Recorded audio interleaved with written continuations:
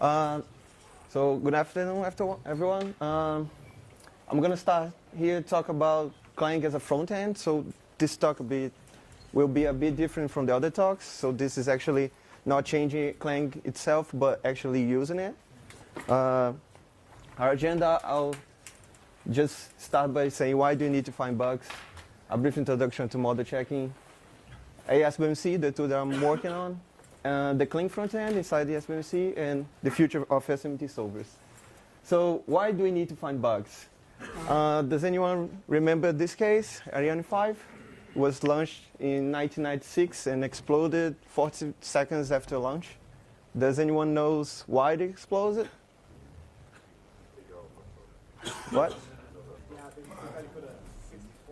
Yeah, it was an exception thrown by a conversion from a 64-bit float to a 16-bit signed integer, and they just lost the rocket.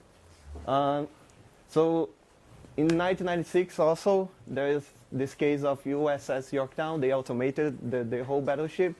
And does anyone know why it stopped working, why it broke, why it crashed?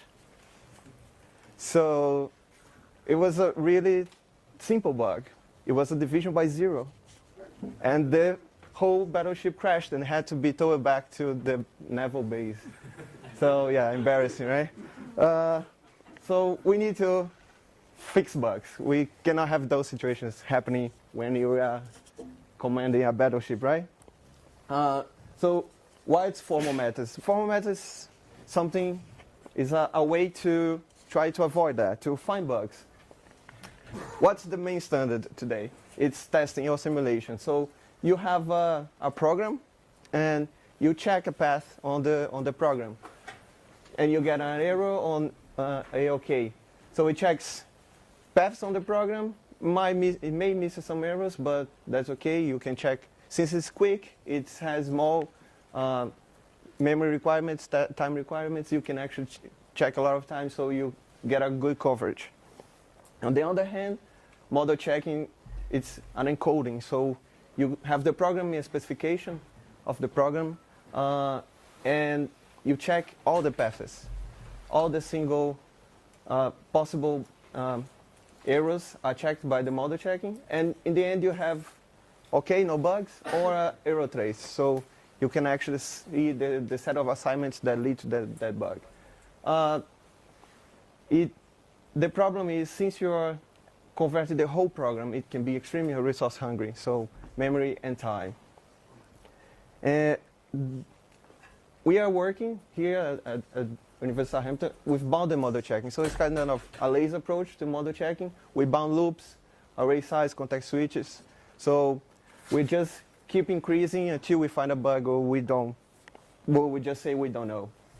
It's good to find bugs because usually bugs are really shallow in the program, so we don't have to iterate that much to find bugs. It can never prove that the program does not have bugs. So it will either say there's a bug or I don't know.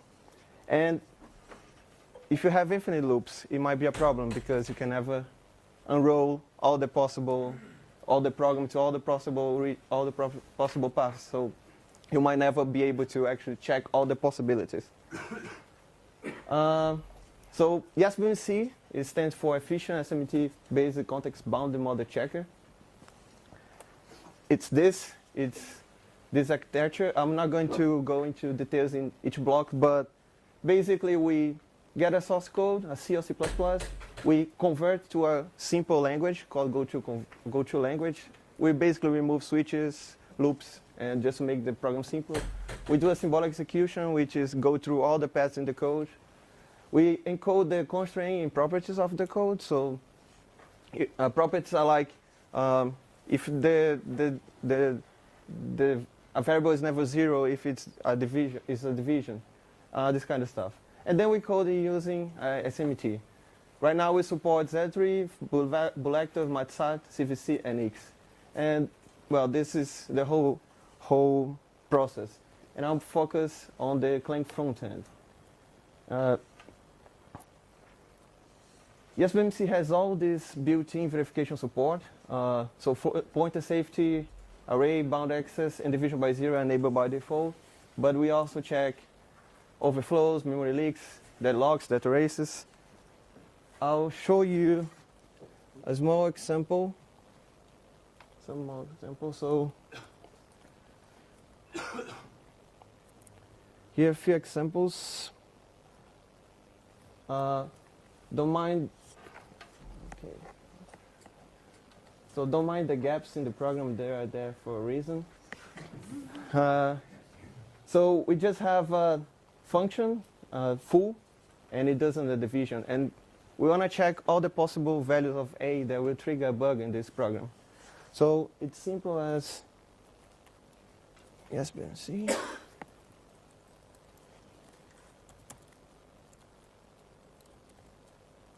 So it will find a set of assignments that will lead to a bug. You see these big numbers there. So we can actually do something like, okay, my program will never have this kind of input. For instance, my program will only have A ranging from 0 to 100. So we can write stuff like, assume that A is between 0 and 100 and B is between 0 and 100. So this is example 2. So it will try to find a property violation that will trigger division by 0 for the values of A inside this range. So you see if you use 5 and 1, this will trigger division by 0 here. This is using Bolecto, one of the solvers. You can actually check for using other solvers, so Zatri, Matsat. So different assignments, but they always trigger the division by 0. This assume is actually the same as if we write an if this condition is not met, just return 0. So it's the same.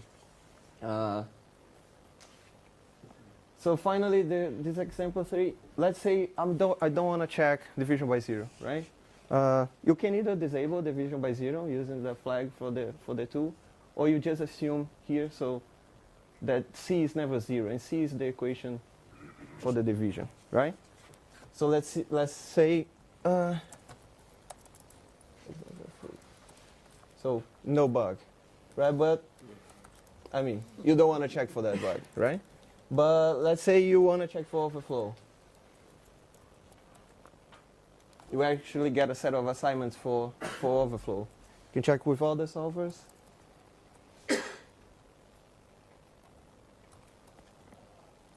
At site as well. Grab. Sorry. Right, so yeah, so these are simple cases, but you can see they're really effective to find those bugs. We have actually the set of assignments that lead to that. So it's easier for the developer to see how he can reproduce it. Another program here with concurrency. So it's basically a program with a deadlock, and we can check that as well. SBMC tries something very naive when it comes to check concurrent programs. So by default, deadlock is not enabled. So, sorry.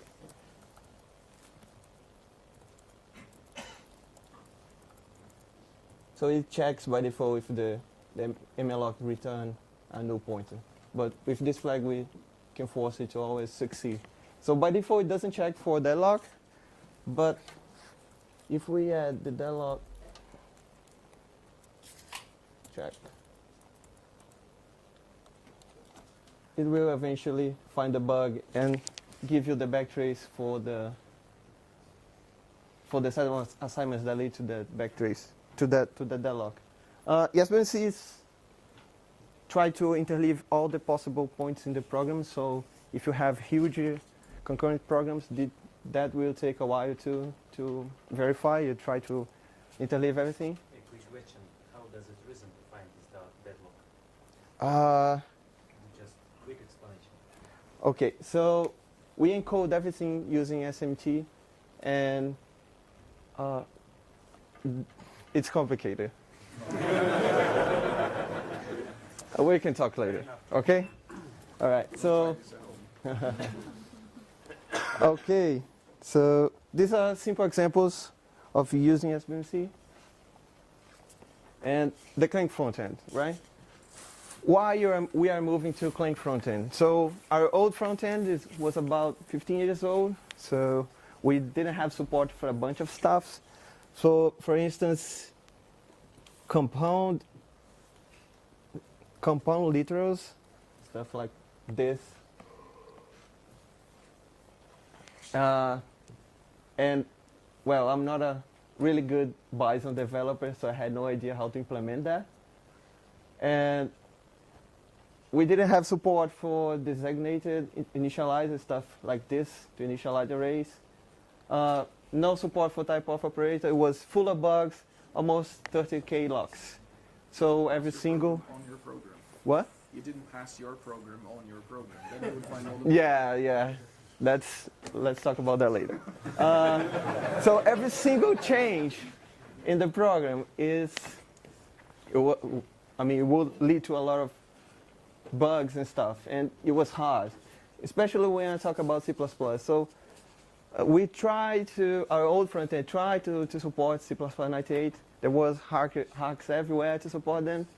One of the problems is that we never really understood the rules for template instantiation because they are hard. You're going to see that later.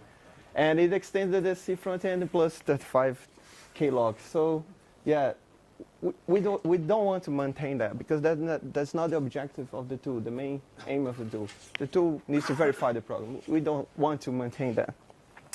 And then came Clang. Clang has a well-defined AST. So we just actually need to write a converter for the AST from Clang in 2 hours. New features, we just have to add a new conversion node. I will never have to program in flex Bison anymore, so that's alone, it's good.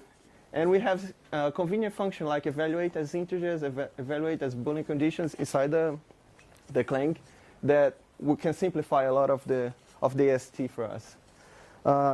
We have warning errors for a real compiler. So the same errors and warnings you get from the compilation you're going to have on the verification tool. And it's much smaller. So just the C front-end is about 4K logs and the C++ about 7K logs. So much easier to support. The C++ front-end is not released yet because we don't have any polymorphism, but I'll talk about that later. And there is another thing that alone by itself, it makes the Clang awesome, which is the AST contain all the instantiated templates. The AST contain all the instantiated templates. Have I told you that the AST contain all the instantiated templates? And I'll show you why this is so great. So I have here the standard. So this is probably the last standard before the release of the C++ 11 standard. So you see there the date. If we go to page 36A, so we are talking about explicit instantiation, right? So that's easy, right? So we have a lot of points, a lot of examples, until we get to, no, I'm not on the right one. Where is it? Sorry, explicit instantiation. So we get to the point number 7 here. And I'll read for you guys. Is it? Yeah. Sorry, here.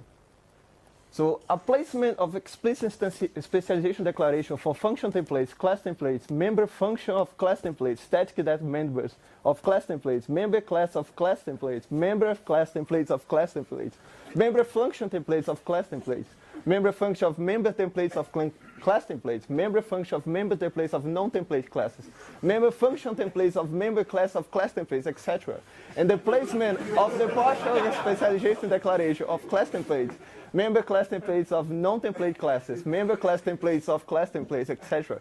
can affect whether a program is well-formed according to the relative positioning of the explicit specialization declaration at their point of instantiations in the translation unit as specified above or below. When writing specialization, be careful about its location and make it compile will be such as river kindle itself immolation. So it's hard, right? We don't have to deal with that anymore. Clever people done that for us on Clang, so we're just going to use that. They also removed this bit from C++ 14. Really? Oh, that's much better there. So why moving to Clang? We are using libtooling because by the time we had tried to use the libclang, there was some functionalities. I think it's much better now, but since we started with that, we are not moving back again. Most of the code to walk the S3 is based on the code in stdumper, type printer, and the code in libcodegen. Some limitations we found is C++, for instance, does not support implicit function declarations. So yes, BMC assumed that I showed you guys. We're not going to work by default. I'm still trying to work out how to fix that. Some random crashes. For instance, if you try to get a line number from translation unit in Clang 3.6, it crashed, but it's fixed since then. Clang does not build the table for you, so at least not using the defined AST, so I'm going to have to write another converter for that. We have no access to the static analyzer. That would be excellent for us, since we're trying to verify the program, try to get some information about the reasoning of the program. There are no optimizations at the AST level, which is that's reasonable because all the optimizations are done at bytecode, at LVM, so we get small optimizations. And there are some lack of documentation, some corner cases. For instance, let me show you guys this. So that's a small example. We just have a class X, and we do a copy constructor, right? We call a copy constructor. And if we try to generate the AST for that. So briefly, this is the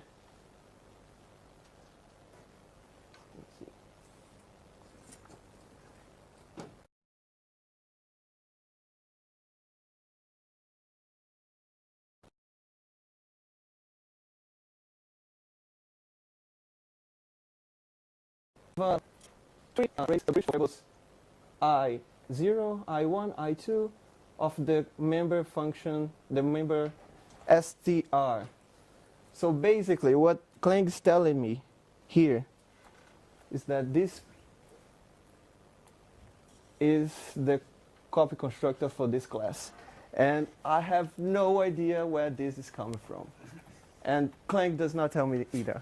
So, however, by the time you reach the code gen and when the bytecode is generated, just a main copy for that case in particular, but there is no documentation for that. We just try to pass the AST when we see that, and there is no explanation why that is like that, right? I think there's just placeholders to generate some IR exactly that match to an mcopy. Yeah, but the thing is, we are very careful when it comes to variables, and if there is a variable without declaration, we don't like it, so we just don't know what to do. So, is there any difference between the declaration of those variables and the declaration of any other variable that you have in the context? Because if there isn't, then those could be real variables, and then global variables, and you have no idea if this is a real thing or it's just a made up. Exactly. Well, we don't have any idea how to do that. Okay. So just a bit future about SMT solvers. So why we don't check our base code? Because SMT solvers are really resource hungry. We're talking about hundreds of gigabytes to formally verify our tool. And this is, well, SMT solvers are evolving, but they still need a long way to go. But what's the future for them? So going mainstream. So this is a series of patches by Dominic Chen. They are on the Fabricator.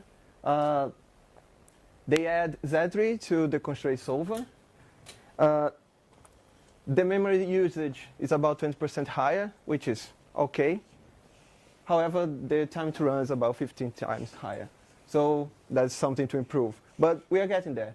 With the Z3 patches, we are able to finally reason about symbolic float expressions that the static analyzer could not do before that. It's not accepted to mainstream yet, but it's being under active discussions on the fabricator. And that's it. SBMC is open source. It's closed development, however, for some reason, our developers are shy, I guess. And please check the code, and any reason, just send me any question, just send me an email later. Thank you.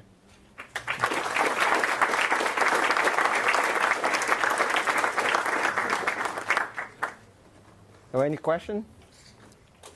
Yeah. You mentioned that it doesn't do vtables. Are there any other notable constraints about the kind of code that you can analyze? Not really. Not really. Repeat the question. Okay. So he asked if there's any other limitation other than vtable for the C++. Not really. Everything else it's there. We just have to parse it. Actually. So even like function pointers and things like that you can follow? Yeah. I mean, not on the AST, but... But wouldn't you have to track like all the things that could be theoretically loaded into that function pointer, which is also kind of analysis? Yes, this is done inside SBMC on a later step, not on the AST. So the AST is basically just to convert that to our internal representation. So we don't have to pass the program, do any kind of type check. Okay, cool. Right? What language is SBMC implemented? So it's in C++. Yeah, C++ 11 basically. So it wasn't a big deal to use C++ APIs from Clang? No. Yeah, basically C++. We have some Magpie developers. So Magpie is that bird that likes to steal shiny things. So every new shiny things, new features on C++, we just like to implement that. So soon we're going to be moving to C++ 14. Okay? What is the biggest software program check you did check with your tool? So he asked about what's the biggest program we checked. In terms of source code, about 10 megabytes of source code, which is small to medium, I guess. It really depends on the program, because a lot of stuff we can just throw away and not give it to the solver.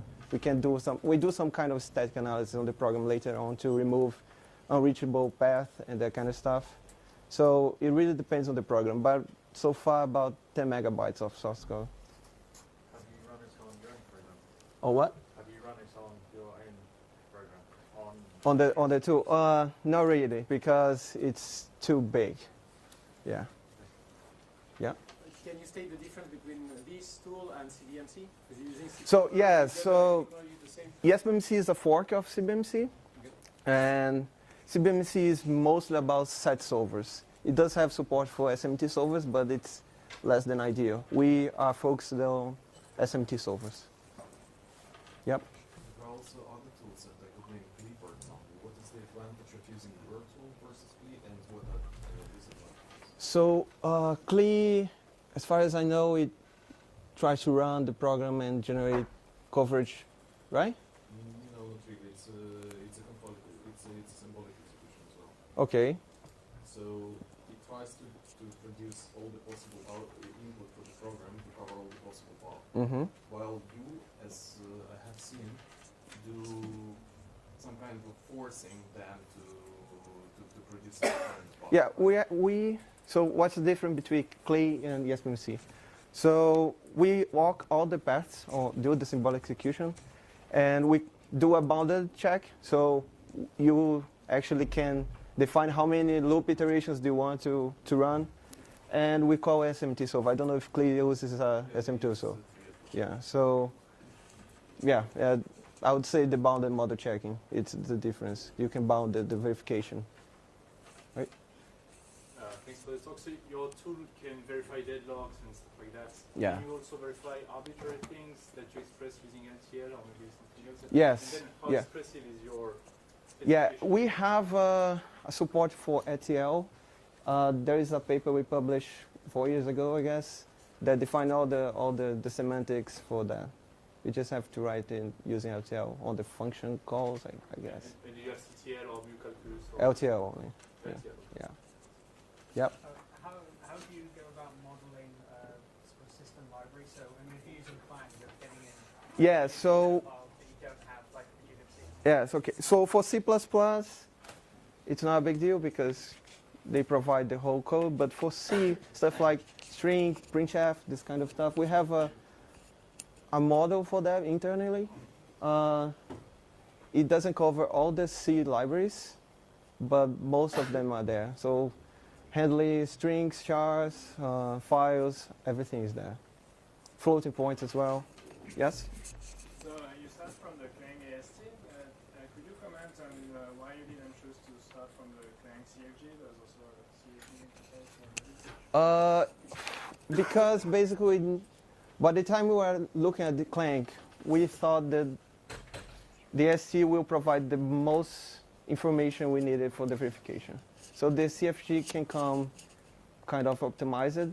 Some branches can be cutted, and we just wanted the actual representation of the program, which is bad because the CFG code kind of generated the vtable for you, right? Yes. So, Just yeah. like you mentioned the drawbacks in your site. Yeah. Yeah. And also, sorry, Yes. another place where you could have plugged yourself is at the LLVM bitcode level. Yes, there is a tool that does that. It's called SMAC. So it works from the bytecode and converts to a boogie language, I think there is, and try to verify. Yeah, the advantages of that is that you can verify much more language, not only C and C++, right? You're working at the LLVM bytecode. But since we are focused on C and C++, we decided just go with Clang. Yep. Okay, thank you very much.